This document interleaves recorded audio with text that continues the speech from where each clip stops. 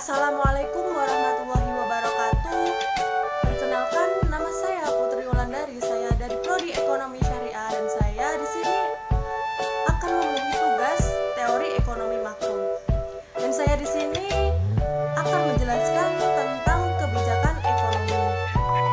Kebijakan ekonomi adalah mengacu pada tindakan sebuah kebijakan pemerintah dalam mengambil kebijakan atau keputusan di bidang ekonomi.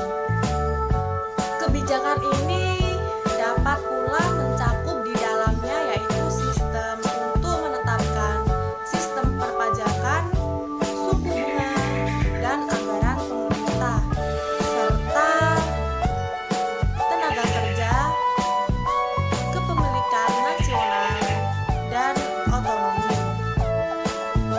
Tujuan kebijakan ekonomi ada 4. Yang pertama, mencapai pertumbuhan ekonomi yang cepat. Yang kedua, menciptakan atau menstabilkan harga. Yang ketiga, mengatasi masalah pengangguran. Yang keempat, mewujudkan distribusi ekonomi secara merata. Ilmu ekonomi dibagi menjadi 3 kelompok. Yang pertama, ilmu deskriptif. Yang kedua, teori ekonomi. Dan ketiga, ekonomi terapan. Yang pertama, ilmu deskriptif, yaitu bekerja dengan mengumpulkan informasi-informasi faktual mengenai masalah ekonomi. Ekonomi deskriptif menggambarkan keadaan perekonomian yang sebenarnya di masyarakat. Yang contohnya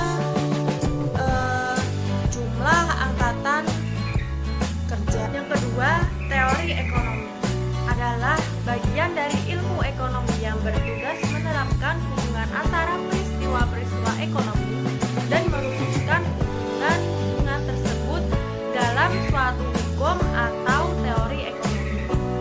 Teori ekonomi merupakan kerangka konsep yang berasal dari data-data konkret yang disusun, diolah, serta diuji coba, sehingga akhirnya membentuk asumsi yang bersifat umum. Teori ekonomi terbagi menjadi 2, yaitu ekonomi mikro dan ekonomi makro. Yang ketiga, ekonomi terapan merupakan cabang ilmu ekonomi yang menggunakan hasil kajian teori ekonomi untuk menjelaskan fakta-fakta yang dikumpulkan oleh ekonomi deskriptif. Untuk menjalankan roda perekonomian pemerintah memberlakukan 3 kebijakan, yaitu yang pertama kebijakan fiskal, yang kedua kebijakan moneter, dan yang ketiga kebijakan perdagangan luar negeri. Yang pertama, kebijakan fiskal adalah kebijakan ekonomi yang dilakukan oleh pemerintah untuk mengarahkan perekonomian pada kondisi yang lebih baik melalui cara mengatur pemasukan dan pengeluaran serta pajak dan pengeluaran pemerintah. Yang kedua, kebijakan moneter adalah kebijakan ekonomi yang dilakukan Bank Indonesia untuk mengatur jumlah uang yang beredar serta tingkat suku bunga.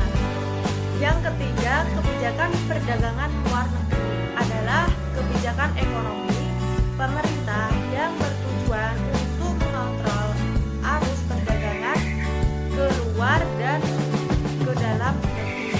Dampak kebijakan ekonomi ada 2. Yang pertama, dampak kebijakan fiskal. Dampak positifnya, kebijakan anggaran defisit dapat meningkatkan daya beli masyarakat karena semakin banyak uang yang beredar pada masyarakat, khususnya pegawai pemerintah. Kebijakan ini umumnya dilakukan pada saat perekonomian mengalami resesi atau depresi dan pengangguran yang tinggi. Dengan kebijakan anggaran defisit, pemerintah dapat memberikan stimulus pada perekonomian dengan tujuan untuk mendorong pertumbuhan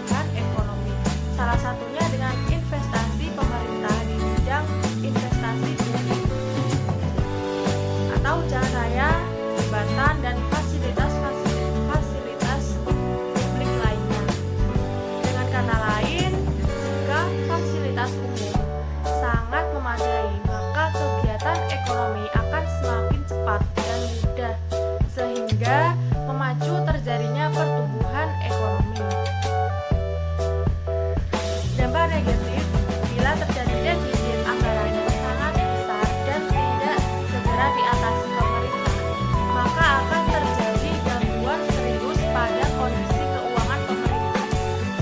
Bahkan bukan tidak mungkin pemerintah bisa mengalami gagal bayar atas surat-surat utang yang diterbitkannya.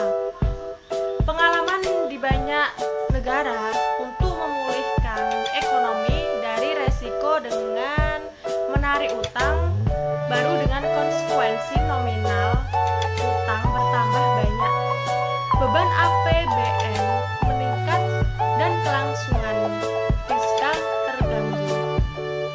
Yang kedua, dampak kebijakan monetera.